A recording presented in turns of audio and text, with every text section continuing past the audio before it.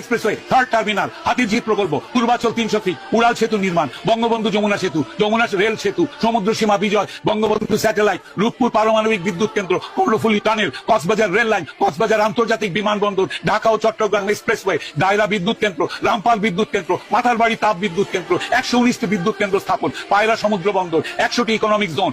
560টি model মসজিদ, 1681টি মাদ্রাসা ভবন নির্মাণ, কওমি মাদ্রাসার স্বীকৃতি, উন্নয়নশীল দেশের উন্নতিকরণ, রোহিঙ্গাদের আশ্রয়দান, সমস্ত দেশকে রেলওয়ের আওতায় আনার উদ্যোগ, ফ্লাইওভার নির্মাণ, মহাসড়কগুলোকে 4, 6 ও 8 লাইনে উন্নীত করা, এশিয়া হাইওয়ে রোড প্রকল্প, ঘরে ঘরে বিদ্যুৎ, ফ্লাইওভার, নদী ভাঙ্গন রোধ, শ্রমিকের মজুর বৃদ্ধি, বয়স্ক ভাতা, মাতৃত্বকালীন ভাতা, বিধবা ভাতা, মুক্তিযোদ্ধা ভাতা, শিক্ষা ভাতা, প্রতিদ্বন্দ্বী ভাতা, স্বামী পরিত্যক্তদের ভাতা, জেলেদের খাদ্য সহায়তা, ইমামদের ভাতা, বাসস্থান, বৈশাখী ভাতা, ডিজি কার্ড, আরো অজস্র। আমার দম কুলাচ্ছে না এতগুলো পড়তে। 15 বছরে যদি এতগুলো কাজ কেউ করে থাকে, তাকে কোন চক্রান্তকারী এই টাকা পাচার করার দেয়? আর সে যদি ডিক্টেটর হয়